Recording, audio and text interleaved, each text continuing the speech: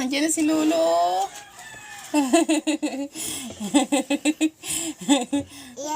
Yuyu. Yan si Lolo.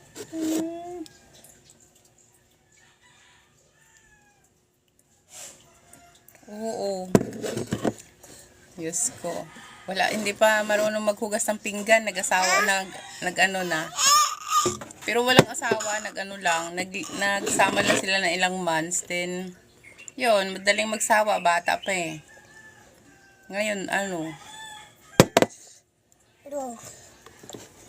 May iwan ko kung ano, nasaan yung tatay nito.